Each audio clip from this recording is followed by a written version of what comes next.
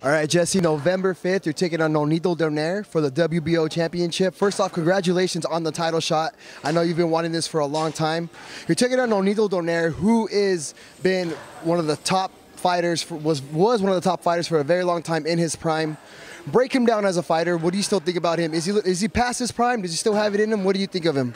I still think he's a very good, talented fighter. You know, he could be dangerous, and he could be dangerous if you let him be dangerous.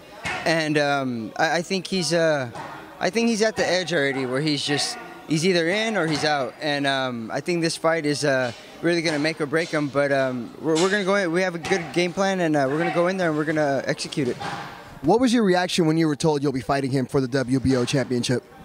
I was like, finally, man. You know, yeah, I've been calling him out for a long time, and it finally happened. And as soon as they announced it, and Frank and my team told me, oh, I was happy. I was really happy because it was just like it was a matter of time already. Now, this is going to be your first fight with trainer Manuel Robles. You left Joel Diaz. What was the reason for leaving Joel?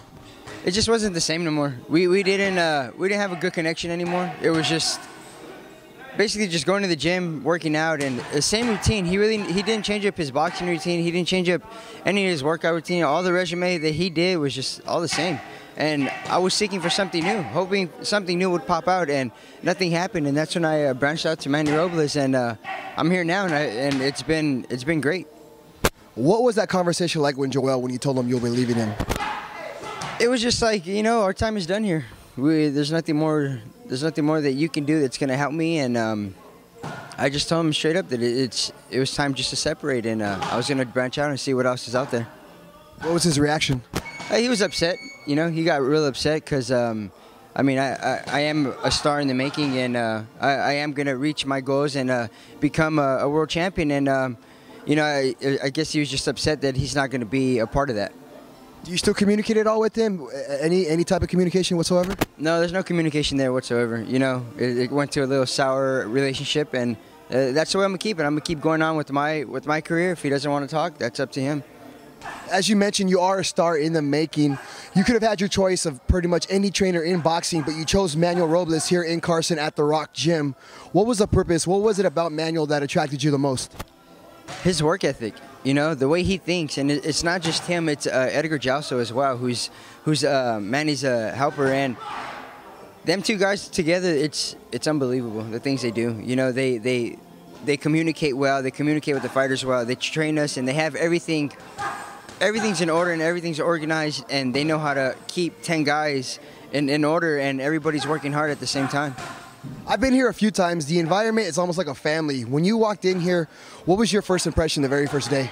The same expression, like a family. You know, everybody reached out with open arms and welcomed me in. It was a good feeling, and I felt like home. I felt like this was home to me, and it really is.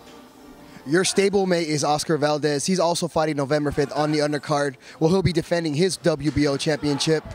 What's it like training next to him? Is that more motivation for you? Well, it's more motivation because, I mean, he's a young world champion, something that I want to become, and I've known Oscar for quite a while now, and we've been good friends since 2010, and working next to him is just, you know, it's just cool. We're just friends. We understand each other. We talk, and we motivate each other. The fight's taking place at the Tom Mack Center in Las Vegas. You were raised in Las Vegas. Do you feel any pressure going back home and fighting in front of your hometown? No, not at all. That's home. You know, it's my backyard. I feel more excited that the fight is there because it's more of a blessing. I have everybody there. My family, you know, my friends can make it out. You know, and it's better for the boxing world. You know, it's not that far from everybody, and everybody could really enjoy a good action-packed fight. Now, at the press conference, Nonito Donaire referred to you as a hungry lion, but he called himself a dragon that eats lions for breakfast. What were your thoughts on that? I just laugh because there's no such thing as dragons, you know? So I don't know what fairy tale he lives in, but this ain't no fairy tale. This is reality. And he's talking about a young hungry lion who's gonna torment his little dream up. Well, Jessie, you're very close to reaching your dream in becoming a world champion in boxing. Best of luck to you November 5th. Thank you. I appreciate it.